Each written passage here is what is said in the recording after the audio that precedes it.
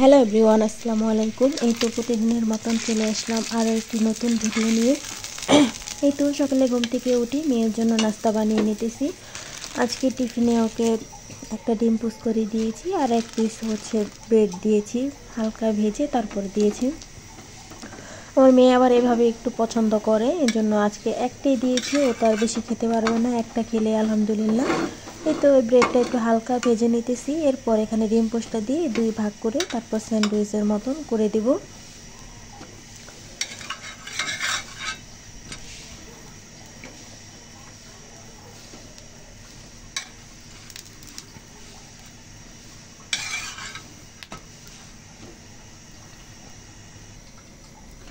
এই তো এই যে এখানে আমি ব্রেডটা দুই ভাগ করে নিয়েছি, এখন এই যে স্যান্ডউইচের মতন করে দিয়েছি। এভাবে টিফিনটা দিয়ে দিব। আর এদিকে তো মেয়ে চলে গেল স্কুলে ওর দাদির সাথে, আর আমি এখন একটু চা খেয়ে নিতেছি। দুধ চা বানিয়েছিলাম মুড়ি দিয়ে, দুধ চা খেয়ে নিয়ে এখন এই যে রান্নাঘরে চলে আসলাম। আমার ছোটো মেয়ে তো ঘুমাচ্ছে, ও উঠলে আবার কাজ করতে পারবো না বেশি, এই জন্য একটু তাড়াতাড়ি করে রান্নাটা করার চেষ্টা করি, ঘুমে থাকতে থাকতে যতটুকু করতে পারি। এই তো এই যে এখন আমি মুগ ডাল এখানে ভেজে তারপরে সেদ্ধ করে নিয়েছি। এখন এই যে পাটায় বেটে তারপর বসিয়ে দেবো। আর এদিকে এই যে দুধ জাল দেবো, এক বোতল দুধ ভিজিয়ে রাখলাম। আর এখানে ট্যাংরা মাছ লবণ দিয়ে মাখিয়ে রেখেছি কিছুক্ষণের জন্য। আর এদিকে ভাত বসিয়ে দিয়েছি, ভাতটাও বলক চলে এসেছে।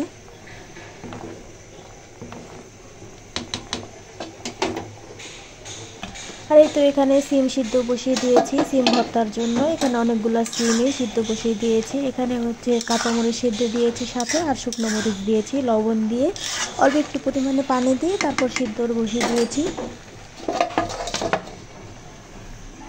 আর এই তো এদিকে মুগ ডাল রান্নাটা হয়ে গেছে। আমি এখানে ধনিয়া পাতা দিয়ে এখন এই যে নামিয়ে নেব। আর এদিকে তো সিম সিদ্ধটা হয়ে গেছে, এখন এতে বাগার দিয়ে নেব। আর সিমটা সিদ্ধ করে তারপরে যেভাবে বাগার দিলে খেতে বেশি মজা লাগে, আমি এভাবে বেশিরভাগ সময় ভর্তা করি। এখন এই যে পেঁয়াজটা ভালো করে ভাজা ভাজা করে এখন এই যে সিমগুলো দিয়ে দেব। আর এই তো ডালটা তো হয়ে গেছে, এখন এই যে নামিয়ে নিতেছি।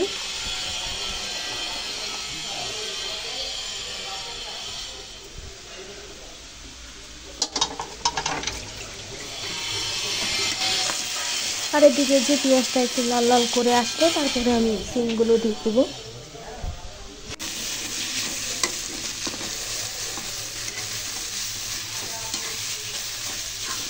এই যে এখানে সিমটা দিয়ে দিয়েছি, এখন একটু ভালো করে ভেজে তারপরে পানিটা একটু শুকিয়ে আসলে এখন নামিয়ে নেব লবণটা দেখে।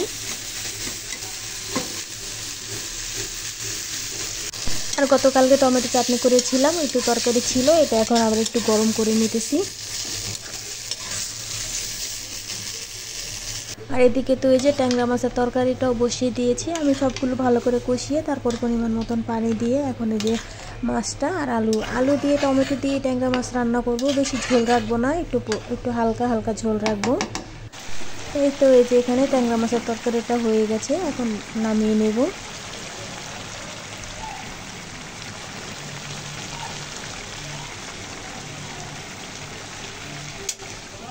আর এদিকে তো এই যে আমার মেয়ে স্কুল থেকে চলে এসেছে, মাশাআল্লাহ দিলে আজকে টিফিনটা কমপ্লিট করেছে, খেয়েছে ও।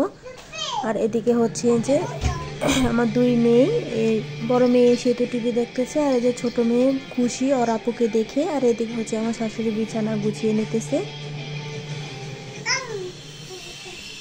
আর এই তো এদিকে যে আমার রুমের বিছানাও এখনো গুছানো হয়নি, এখন এই যে বিছানাও গুছিয়ে নেব। রান্না তো হয়েই গেছে, এখন বিছানাটা গুছিয়ে তারপরে বাদবাকি কাজকাম করে নিব। আর এদিকে এই যে আমার ননদ মাদ্রাসা থেকে চলে এসেছে, আসার সময় ঝালমুড়ি নিয়ে এসেছে, কেক নিয়ে এসেছে।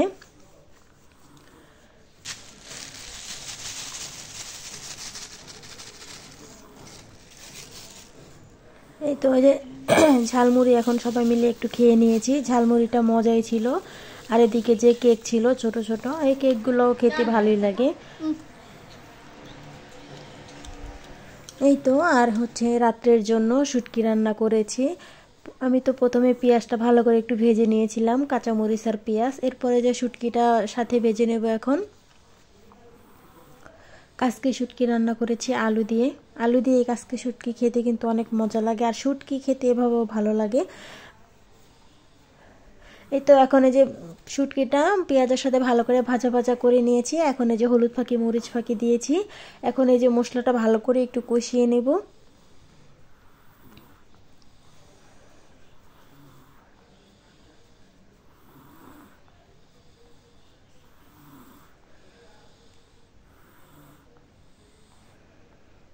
আর এদিকে যে আলু দিয়ে দেব, এখন আলুটাও একটু ভালো করে কষিয়ে নেব।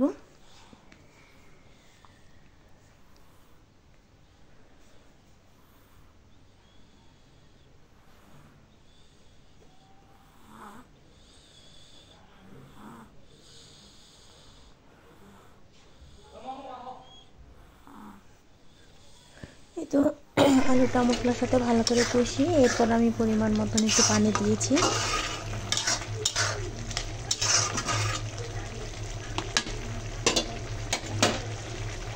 এই তো যেখানে শুটকি রান্না হয়ে গেছে, মাশাআল্লাহ শুটকি তরকারিটা খেতে অনেক মজা হয়েছিল। এই তো আজকের ব্লগটা আমার এই পর্যন্তই। যদি ভালো লেগে থাকে লাইক কমেন্ট সাবস্ক্রাইব করে দেবেন। আল্লাহ হাফেজ।